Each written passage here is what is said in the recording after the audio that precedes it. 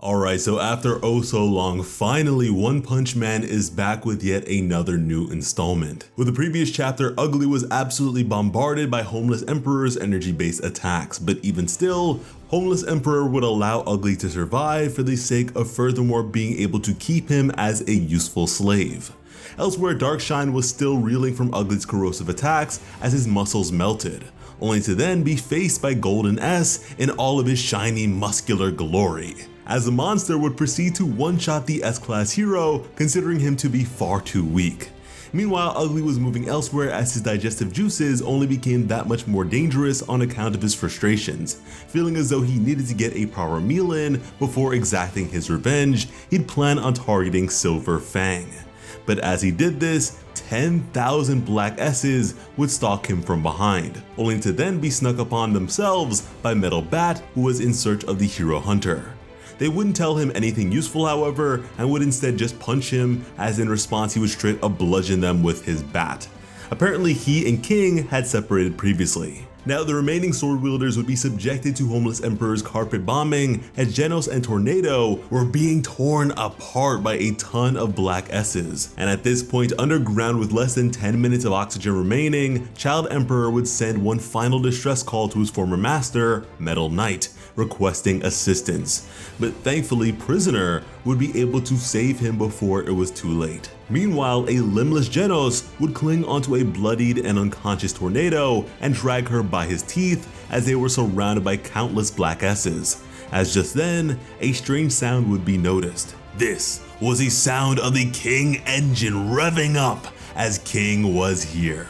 With this latest chapter, we would receive cover art of the martial arts brothers, Bang and Bomb, with the message that unfulfilled dreams come with youth, whereas wandering thoughts come with age. To begin this chapter, we would immediately jump into the heat of battle as Bang and Garou exchange blows. Now both spiraling back in sync, it was like watching a perfect mirror match, but after both were pushed back and had the opportunity to solidify their standing, Garou would breathe in deeply and furthermore adjust himself. His stance was now completely different, a stance that would be immediately recognized by the two brothers. This was the explosion release fist, and at the sight of it, Bomb would immediately ask his brother how exactly Garou came to know of a technique his brother had sealed away oh so long ago. To which Bang would explain that when leaving the dojo, Garou broke into the safe that housed scrolls containing secret techniques, one of which being the explosive release fist. Garou wasn't able to escape with the scrolls, but even still, he was able to make use of it after only just a single reading. And so now, in order to settle things with his former pupil, Bang would also need to settle things with his past at the same time, which ultimately gave him even more reason not to lose this fight. You see, a long time ago, Bang in his youth wasn't all too different from Garou, as he too was out of control. He also challenged anyone who looked to be strong, and as such, he'd hospitalized scores of people. Bang in his youth was filled to the brim with martial arts talent, and in fact he was just drowning in it. And man, oh man, does young Bang look cool. From here, while within a rather luxurious bar, Bang would be approached by his elder brother, Bomb, who would question why he went so wild. To which Bang would question if his brother wasn't happy for him considering he was so thoroughly enjoying martial arts. And considering his brother to be stuck in his straight and narrow ways, he would credit that hard-headedness to why he was going bald. And again, Bang was over here sauced up, living his best life and clearly living up to his name. But that's when we would see his brother in his youth, and according to him, his hair loss was caused by stress, and so he was here to deal with it at the source. Bang would then have his girls go elsewhere, as Bomb would proclaim that he would put an end to his brother's rampage here and now. And it was clear to Bang that his brother had been sticking to his endless training regimen, what he considered to be meaningless in the face of a guy with good taste who was having fun. Furthermore, going on to express that he uses his power solely for the purpose of self-gratification. And so even if his day is filled with non-stop martial arts, he is not stressed at all. That losing himself in fighting was the perfect way for him to concentrate and get stronger. That this was his form of martial arts, and anyone who gets in the way of him getting stronger will be struck down, even if it meant his own brother. To which Bomb would respond to by saying that despite believing to have acquired such incredible power, that Bang still hadn't overcome himself. And so he was here to teach his foolish little brother a little lesson. Bang would then assume his form, which was the very same stance we had seen Garou assume as well. And with this, the two brothers would clash, the result of which being the utter defeat of Bang. It took all his strength to hurl some insults at the very end there, as his brother would calmly tell him to cool off for a while.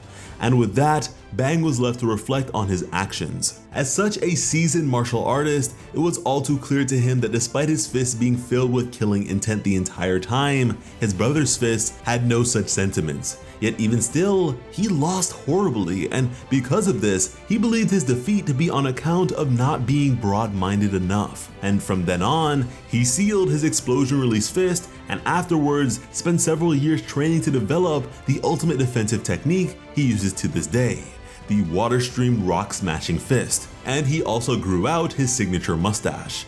And with that, he would emulate his elder brother by opening a dojo of his own, a sight that brought great joy to Bomb.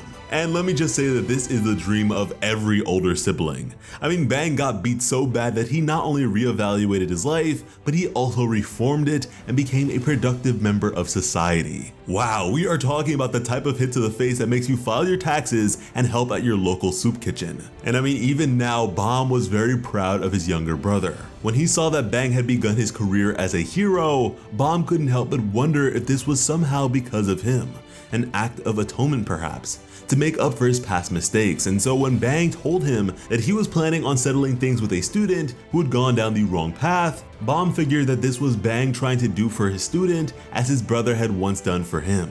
With that being said, the hero hunter was not to be taken lightly in the slightest. And so he would also wonder if his brother's resolve was misplaced, and so he would offer his assistance, to which Bang would refuse, as to him, this was to be settled between master and student. Which is why Bomb made the excuse that his dojo may be targeted next, as all he really wanted to do was be there for his brother when he needed him. He thought that as his older brother, it was his responsibility to see this out with him, as yet again, we would see a blow for blow exchange between Garou and Silverfang. And you know what, considering Garou's feats, I am incredibly impressed by Silverfang here, definitely in the cool anime elder club. The fight between these two was not letting up at all, but try as he might, Silverfang was clearly losing ground. He was overwhelmed and had nothing left to give, yet even still, Garou's technique was incomplete. As far as Bomb was concerned, his brother's explosion release fist was their only hope. A technique that Silverfang would actually have many opportunities to employ and make a decisive stand, but just as Bomb expected,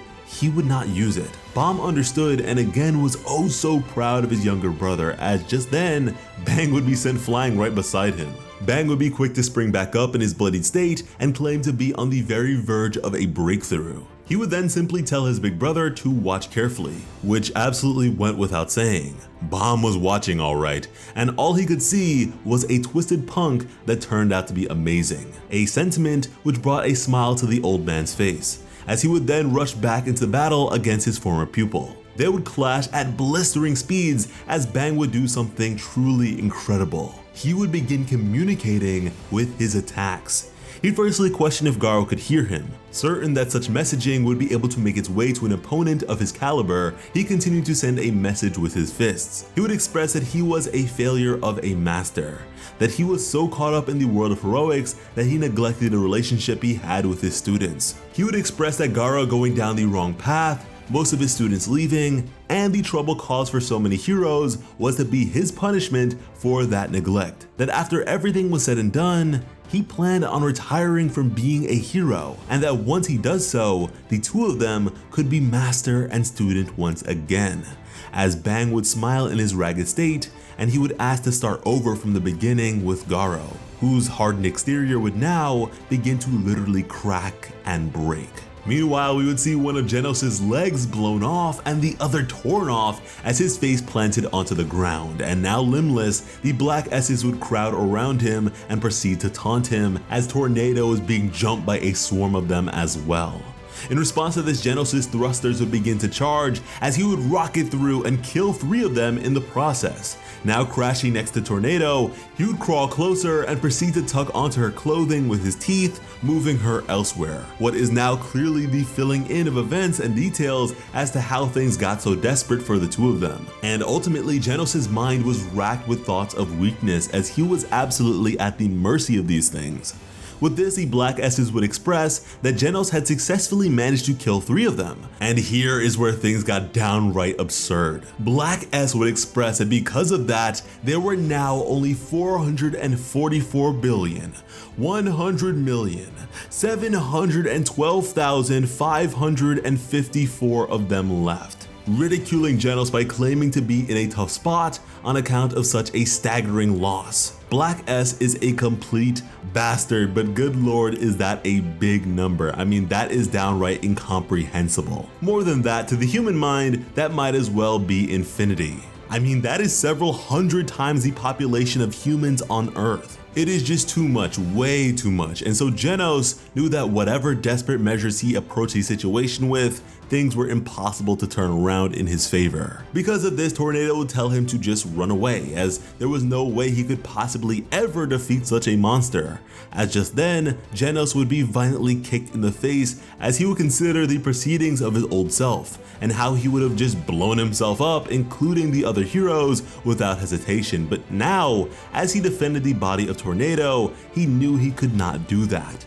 He'd wonder what it truly meant to be strong, now admitting that if it means the power to destroy his enemies, he wasn't sure if he was actually getting stronger. And as the S's were having their cruel fun here, yet again they would be interrupted by the sound of the King engine revving up, and that was the chapter. I really enjoyed seeing Bang's past with this one, but I have to wonder if he'll truly be able to make a breakthrough against Garou. I honestly think that Garou's reasoning for being this way runs far too deep for such sentiments to convince him, but we'll just have to wait and see. I really hope we don't have to get an overview of every perspective before we get to King's appearance here, but nevertheless, One Punch Man chapters are always great, and I am very hyped about King being here because that means that his stand, Saitama, is not too far away. Now, if you enjoyed the chapter as well and want to be here for more One Punch Man coverage, be sure to subscribe to Plot Armor with notifications on, because when it comes to bringing you some of the best One Punch Man content on the platform, Plot Armor has you covered. To discuss all this further, go on ahead and join our Discord server linked in the description below, and follow us on social media. If you'd like to get your hands on some physical volumes of One Punch Man, how I actually kept up with the series prior to our YouTube coverage, please consider using our RightStuf affiliate link in the description as well. As always, I'm Slice of Otaku. Thank you all so much for watching and have an awesome day. I love you.